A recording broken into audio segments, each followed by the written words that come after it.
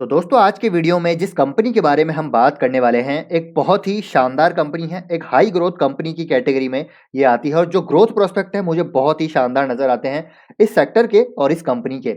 हमेशा दोस्तों हम बात करते हैं एप्पल की, जब भी हम हाई ग्रोथ कंपनीज़ की बात करते हैं, इंडिया मार्ट की बात करते हैं, जो प्लेटफ़ॉर्म बेस्ड कंपनीज़ हैं, तो ये भी दोस्तों उसी कैटेगरी की कंपनी है। तो इसके बारे में आज आपको पूरी जानकारी देने वाला हूँ। हालाँकि पहले भी इसके बारे में हम चर्चा कर चुके हैं, लेकिन आज कुछ दूसरी इन्फॉर्मेशन भी आपको दूँगा जो आपको काफ़ी इंटरेस्टिंग लगने वाली है। और आज है दोस्तों 16th ऑफ जनवरी और यहाँ पर आज का दिन जो है उसको डिक्लेयर किया जा चुका है as a national startup day. तो इसका क्या रेलेवेंस है भैया इस कंपनी के साथ, तो वो भी हम चर्चा करेंगे। तो कौन सी कंपनी है दोस्तों, पूरी जानकारी दूँगा। लास्ट में टेक्निकल चार्ट पे भी हम बात करेंगे, क्या यहाँ पर फ्रेश बाइंग लेवल है, तो वीडियो को अंत तक ज़रूर देखिएगा। तो हम बात करें दोस्तों यहाँ पर रूट मोबाइल की, या फिर राउट मोबाइल, जो भी आप कहना चाहें। कंपनी दोस्तों काफ़ी पुरानी है, लेकिन जो इसकी लिस्टिंग हुई है एक्सचेंजेस पे वो हमको रिसेंटली होते हुए देखने को मिली थी। हैप्पीएस्ट माइंड के साथ इसकी सेम डे लिस्टिंग हमको देखने को मिली थी। अब ये जो कंपनी है क्यों यहाँ पर एक ज़बरदस्त कंपनी है, देखिए दोस्तों जो इंडस्ट्री है ना वो अराउंड 35% CAGR से ग्रो हो सकती है। मैं बात कर रहा हूँ यहाँ पर जो है SaaS बेस्ड कंपनीज की, और ये जो कंपनी है CPaaS companies, CPaaS solutions provide करती है, यानी कि communication platform as a service. अब यहाँ पर स्टार्टअप्स का क्या लेना देना है, देखिए दोस्तों इंडिया ऑलरेडी एक बहुत बड़ा स्टार्टअप इकोसिस्टम है, अमंग्स द लार्जेस्ट है ग्लोबली में बात कर रहा हूँ। लेकिन आगे आने वाले समय में एज पर द रिपोर्ट्स ये दोस्तों इसकी जो वैल्यूएशंस है स्टार्टअप इकोसिस्टम की, ट्रिलियन डॉलर्स में जाती हुई हमको देखने को मिलेगी। तो जितने ज़्यादा बिजनेसेस होंगे, जितने ज़्यादा एंटरप्राइजेस हमको आते हुए देखने को मिलेंगे, जितना बड़ा इकोसिस्टम होगा, ये कंपनी वहाँ पर एक गजब की बेनिफिशियरी बनती हुई नजर आएगी, क्योंकि ये कंपनी एंटरप्राइजेस के लिए डिफरेंट सॉल्यूशंस प्रोवाइड करती है अपने कस्टमर से कम्युनिकेशन करने का, जैसे कि email, messages, text, voice mail और भी दूसरे तरीके के यहाँ पर कम्युनिकेशन एज ए सर्विस।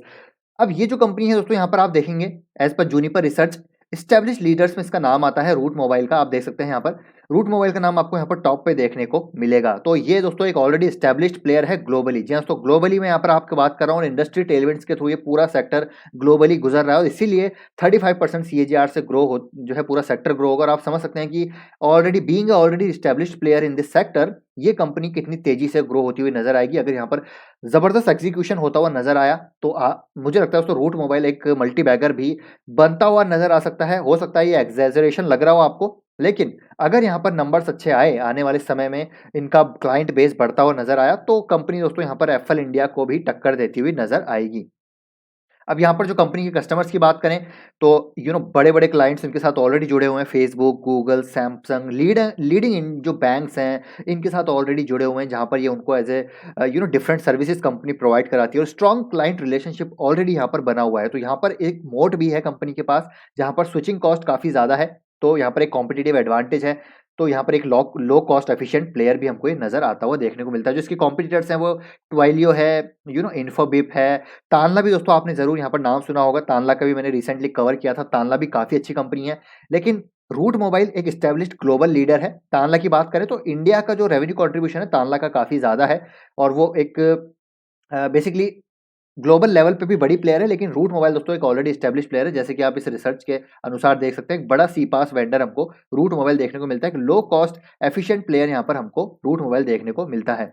अब यहाँ पर कुछ इंपॉर्टेंट डिटेल्स भी आपको देना चाहूँगा, वो है दोस्तों आप देख सकते हैं ये जो इंडस्ट्री है करीब-करीब $34.2 बिलियन की हो सकती है बाय 2026। ग्लोबली बात कर रहे हैं, जो करीब 8.7 बिलियन की है। तो ये जो परसेंटेज टर्म्स में CAGR निकल के आती है वो अराउंड 35% निकल के आती है। तो आप खुद आइडिया लगा सकते हैं कितनी तेजी से ये कंपनी यहाँ पर ग्रो हो सकती है बीइंग एस्टैब्लिश्ड प्लेयर। और 900 प्लस मोबाइल नेटवर्क ऑपरेटर्स का एक सुपर नेटवर्क है इनके पास ऑलरेडी। देश विदेश में 100 से ज़्यादा कंट्रीज़ में इनके जो है कस्टमर बेस है, उनको ये कंपनी सर्विसेज और सॉल्यूशंस प्रोवाइड करा रही है। और इंडस्ट्री टेलविंड्स के थ्रू ये जो स्टॉक भी है दोस्तों, ये जो कंपनी है मुझे लगता है कि गुजर सकती है, क्योंकि ये भी एक company basically SaaS based solutions provide करती है, यानी कि सॉफ्टवेयर एज ए सॉल्यूशन। और जो इनका बेसिक जो मेजर कंट्रीब्यूशन है वो communication platform as a service के थ्रू आता है। और कंपनी लगातार एक्सपेंड भी कर रही है दूसरे मार्केट्स में, उसके बारे में अभी चर्चा करते हैं थोड़ी देर में। अब यहाँ पर अगर हम देखें कुछ इंपॉर्टेंट डिटेल्स, वो है इनके पास कॉम्प्रिहेंसिव एंटरप्राइज कम्युनिकेशन। तो कस्टमर एंगेजमेंट की बात करें, ठीक है, या फिर हम मार्केटिंग सेल्स की बात करें, या फिर कस्टमर केयर की बात करें, तीनों सेगमेंट में इनके पास बहुत सारे आपको देखिए मतलब कॉम्प्रिहेंसिव सोल्यूशंस ये कंपनी दूसरे एंटरप्राइजेस को यहाँ पर प्रोवाइड करती है। चाहे बात करें ईमेल की, मैसेजिंग की, टेक्स्ट मैसेजेस की, या फिर वॉइस मेल की, ठीक है। और साथ ही साथ दोस्तों RCS का यहाँ पर इनका जो रेवेन्यू कंट्रीब्यूशन है वो हमको अभी बैलेंस शीट में जुड़ता हुआ देखने को नहीं मिला है। आरसीएस मतलब रिच कंटेंट सर्विस, जहाँ पर व्हाट्सएप सर्विसेज एंड वाइबर पे भी कंपनी जो है सॉल्यूशंस प्रोवाइड करा रही है। और आरसीएस का जो जैसे इनके रेवेन्यू बैलेंस शीट में ऐड होगा तो एक मार्जिन एक्सपेंशन होने की वहाँ पर पूरी पॉसिबिलिटी है, जैसे कि मैं इनकी रिसेंट कॉन कॉल में पढ़ रहा था। तो एक मार्जिन जो है अप्रिसिएशन भी इनको देखने को मिल सकता है जैसे ही आरसीएस वाला बिजनेस इनका हिट करेगा बैलेंस शीट पे।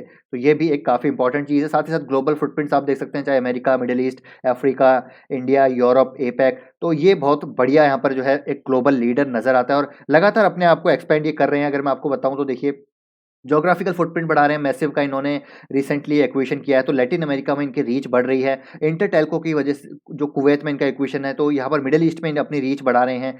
और जो इमर्जिंग मार्केट्स में ध्यान दे रही है, अब ये इंडिया और लैटिन अमेरिका और मिडिल ईस्ट जैसे इमर्जिंग मार्केट्स है ना, उसमें भी ये कंपनी ध्यान दे रही है। तो अगेन इमर्जिंग मार्केट्स का जो रेवेन्यू कंट्रीब्यूशन है इनके आगे आने वाले समय में ऐड हो सकता है। और जो इसी प्रेजेंटेशन में एक स्लाइड है, उसमें ऐसा बताया गया है कि जो इनके लेटेस्ट प्रोडक्ट ऐड है उनका रेवेन्यू ऑलरेडी पॉजिटिव आना चालू हो चुका है। आप देख सकते हैं प्रोडक्ट पोर्टफोलियो एक्सपेंशन में सैंड क्लीन का इन्होंने रिसेंटली एक्विजिशन किया था, एक ईमेल प्लेटफॉर्म है बेसिकली, तो ये भी इनका एक अच्छा एक्विजिशन था।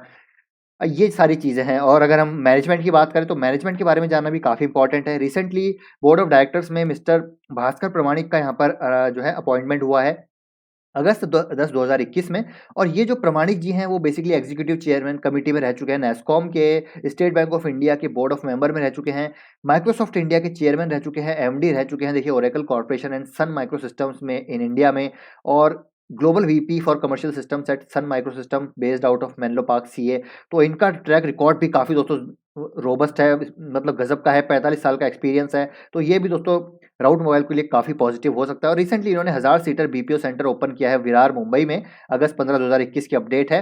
तो ये कॉल टू कनेक्ट बिजनेस जो सेगमेंट है उसको भी ये ग्रो करते हुए नजर आएंगे। बेसिकली इन्होंने दोस्तों एक एक्विजिशन किया था, 365 स्क्वाड नाम का एक एक्विजिशन था। इस एक्विजिशन के थ्रू ये क्या है, बेसिकली जो टेलीकॉम ऑपरेटर्स हैं, जो मोबाइल टेलीकॉम ऑपरेटर्स हैं, उनको यहाँ पर ये सर्विसेज प्रोवाइड कराने, जैसे कि firewall, analytics, monetization solutions, call to connect offerings, customer support solutions, back office consultancy services. तो ये 365 जो स्क्वाड एक्विजिशन है, इसकी वजह से इनका दोस्तों यहाँ पर और बिजनेस भी ग्रो होता हुआ नजर आ रहा है। तो ये होगी इंपॉर्टेंट चीज़। अगर एक और चीज़ मैं आपको बताऊँ वो है यहाँ पर इनकी जो अकाउंट्स हैं लगातार बढ़ते जा रहे हैं, जो मल्टी मिलियन डॉलर अकाउंट्स आप देखिए लगातार आपको ग्रोथ जो है फेज में ही देखने को मिलेंगे। तो क्लाइंट साइज लगातार बढ़ता जा रहा है, अकाउंट टर्म्स में हम बात करें, मतलब कि मिलियन डॉलर टर्म्स में हम बात करें। और क्लाइंट कॉन्सेंट्रेशन रिस्क भी इनका लगातार मिनिमाइज होता जा रहा है। जो टॉप 1 क्लाइंट्स हैं, जो 23% रेवेन्यू आ रहा था FY19 में, वो अब 13% रह चुका है। जो 43 था वो 40% रह चुका है। अब थोड़ा सा, अब अगर आप देखें तो इनका जो क्लाइंट रेवेन्यू जो है टॉप 50 कस्टमर से लगातार बढ़ता जा रहा है, ऑलमोस्ट 80% के ऊपर देखने को मिल रहा है। तो एक ये रिस्क जो है इनका क्लाइंट कॉन्सेंट्रेशन का, वो भी मिनिमाइज होता हुआ जा रहा है। तो अगेन ये भी पॉजिटिव हमको देखने को मिलता है। अब यहाँ पर दोस्तों कुछ इंपॉर्टेंट हाइलाइट्स भी आपको मैं बताना चाहूँगा। इनका नेट रेवेन्यू रिटेंशन अगर आप देखें तो 118% का है, जो कि बहुत ही गजब है। हालांकि इनका जो नेट रेवेन्यू रिटेंशन था वो पहले 130 के आसपास रहता था, 140 के आसपास रहता था, पिछले 2 क्वार्टर में कम हुआ है। नेट रेवेन्यू रिटेंशन क्या होता क्या है, तो ये बेसिकली दोस्तों इनका जो रेकरिंग रेवेन्यू है जो एग्जिस्टिंग कस्टमर से आता है वो होता है नेट रेवेन्यू रिटेंशन। तो ये 100 के नीचे रहता है तो गलत खराब माना जाता है, और 100 के ऊपर रहता है तो अच्छा माना जाता है। तो इनका ये नेट रेवेन्यू रिटेंशन भी काफ़ी अच्छा है। और आरसीएस का रेवेन्यू देखिए Q2 में एब्सेंट था, तो Q2 में जुड़ा नहीं है। तो बेसिकली ये भी एक जो है आप देख सकते हैं कि क्वार्टर 3 में जुड़ता हुआ हमको देखने को मिल सकता है, जो कि मार्जिन्स भी यहाँ से एक्सपेंड होते हुए नजर आ सकते हैं। और टिपिकली थर्ड क्वार्टर यहाँ पर अच्छा रहता है in terms of financial performance. तो हम यहाँ पर उम्मीद लगा सकते हैं कि क्वार्टर 3 में इनके नंबर्स अच्छे आते हुए हमको देखने को मिलेंगे। और रिसेंटली दोस्तों ब्लॉकचेन की बात करें तो ब्लॉकचेन के रिगार्डिंग भी इन्होंने एक पार्टनरशिप की है कॉन्वेयर टेक्नोलॉजीज के साथ। तो ब्लॉकचेन में भी अपना ये जो है अब एक्सपेंशन कर रहे हैं, ब्लॉकचेन में भी उतर रहे हैं। तानला ऑलरेडी ब्लॉकचेन में उतर चुका है, अगर आपने वो वीडियो नहीं देखा है तानला वाला तो वो भी आप देख सकते हैं। और राउट मोबाइल भी इसमें उतर रहा है। तो ब्लॉकचेन भी एक आने वाली जो है हमारे को एक टेक्नोलॉजी देखने को मिलेगी, जो काफ़ी ज़्यादा जिसकी डिमांड हमको होते हुए देखने को मिलेगी। तो ये भी ब्लॉकचेन में अपने हाथ डाल चुका है, तो राउट मोबाइल के लिए ये भी एक पॉजिटिव चीज़ है। अगर बात करते हैं नंबर्स की तो 11,000-12,000 करोड़ का मार्केट कैप है, रिटर्न रेशोज काफ़ी अच्छे हैं, बिल्कुल डेट फ्री कंपनी है, प्रमोटर होल्डिंग अच्छी है, प्लेजिंग शून्य है, फ्री कैश फ्लोज कंपनी अच्छा जनरेट कर रही है। ठीक है, फेस वैल्यू 10 की है। जो रिटर्न जो पी है वो आपको हाईयर साइड में देखने को मिलेगा, क्योंकि एक हाई ग्रोथ सेक्टर है। हाई ग्रोथ यहाँ पर जो है वैल्यूएशंस आपको हाई वैल्यूएशंस ही इस कंपनी को मिलते हुए आपको देखने को मिलेंगे। बैलेंस शीट देखिए दोस्तों, बैलेंस शीट काफ़ी मजबूत है, बोरिंग्स बिल्कुल आपको जो है शून्य देखने को मिलेगी और रिजर्व्स लगातार बढ़ रहे हैं। ईयर ऑन ईयर सेल्स बढ़ रही है, year on year net profit बढ़ रहा है जो कि पॉजिटिव है। प्रॉफिट मार्जिन जैसे मैंने आपको बोला, प्रॉफिट मार्जिन दोस्तों इनके आरसीएस का जब मुझे लगता है एक अच्छा खासा बेस बन जाएगा रिच कंटेंट सर्विसेज वाला, तो इनके मार्जिन्स भी एक्सपेंड होते हुए नजर आ सकते हैं और ये चीज़ मैं आपको कौन कॉल में पढ़ रहा था उस हिसाब से बता रहा हूँ।